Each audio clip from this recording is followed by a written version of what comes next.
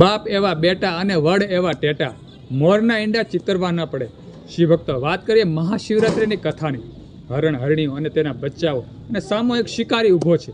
તે કથામાંથી આપણે એક સુંદર સારાંશ લેવાનો છે. મેં જે તમને કહેવત કીધી ને તે કહેવત આમાં લાગુ પડવાની છે.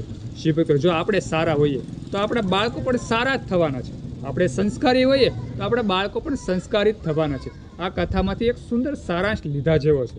શિવ ભક્તો, હરણ હરણીઓ બંને એમ કહેવાય કે બંને હરણીઓ અને હરણ શિકારીને વચન આપે છે કે અમે અમારા બાળકોને મારી નાની બેનને સોંપીને આવીએ, મારા પતિને સોંપીને, એમ રીતે અલગ અલગ વચન આપે છે. પછી હું તારી પાસે આવીશ, પછી તું મને મારજે, આવું શિકારીને કહે છે. અને એમ કહેવાય કે બંને હરણીઓ અને હરણ ઘરે ભેગા થાય છે, આશ્રમે ભેગા થાય છે અને વાર્તાલાપ કરે છે કે આપણે વચનબદ્ધ થયા છે, આપણે બોલેલું પાળવું જોઈએ, આપણે શિકારી પાસે જવું જ જોઈએ. તો આપણા બાળકોનું શું થશે? ત્રણેય નક્કી કરે છે કે આપણે આપણા બાળકોને પાડોશીને સોંપી અને શિકારી પાસે જઈશું.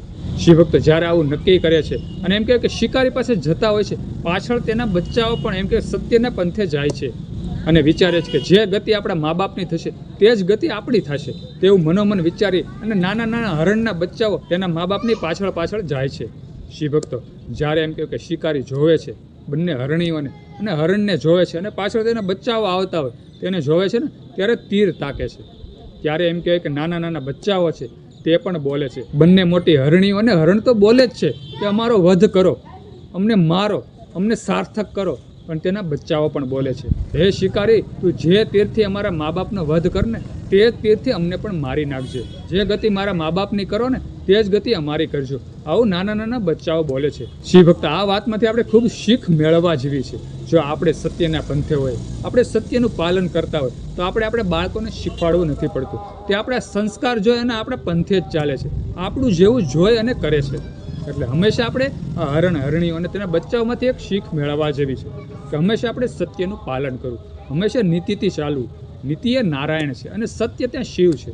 જો આપણે સત્યનું પાલન કરીશું અને સાચી નીતિ રાખશું તો ભગવાન નારાયણ, ભગવાન વિષ્ણુ અને દેવોના દેવ મહાદેવ આપણી સાથે હાજરા હજુર રહેશે.